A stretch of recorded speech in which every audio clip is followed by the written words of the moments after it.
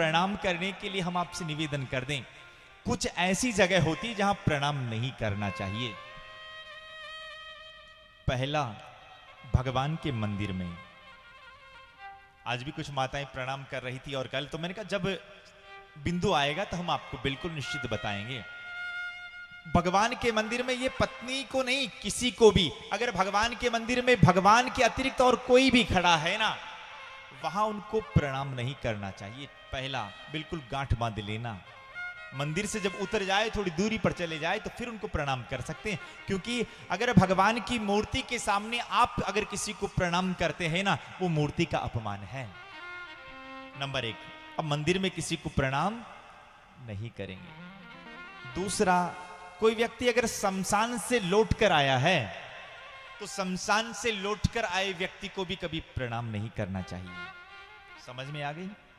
Number तीसरा, अगर कोई व्यक्ति सोया हुआ है, तो सोते हुए व्यक्ति को भी प्रणाम नहीं करना चाहिए।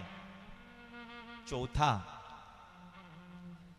कि कोई व्यक्ति भोजन पा रहा है, तो भोजन पाते हुए व्यक्ति को भी प्रणाम नहीं करना चाहिए। वो भोजन पाले और उसके बाद में फिर आप उनको प्रणाम करें।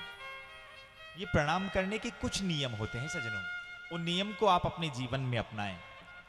जानकारी के अभाव में हमारे पास इन बातों का, जब हम इन बातों की जानकारी नहीं रखते हैं ना, इसके लिए ये पुराण सुनना आवश्यक है। कई लोग कहते हैं कि सत्संग सुनने से क्या फायदा, सत्संग से क्या होता है? सत्संग से सज्जनों हमारे जीवन में संस्कार आते हैं, जीवन में संस्कार आते हैं। जैसे अगर बरसात कम हो और ज्यादा हो ना, तो वहां की फसलें खराब हो जाती है। अगर बरसात कम हुई तो बिल्कुल फसल जल जाएगी, और ज्यादा हुई तो फसल गल जाएगी। तो जैसे बरसात कम होने से और ज्यादा होने से फसलें गल जाती है, जल जाती है ना, ठीक उसी प्रकार से जिस घर में, जिस गांव में कथा सत्संग ना हो, उस गांव में आने वाली नस्लें खराब हो जाती है। इसीलिए जीवन में सत्संग की आवश्यकता है।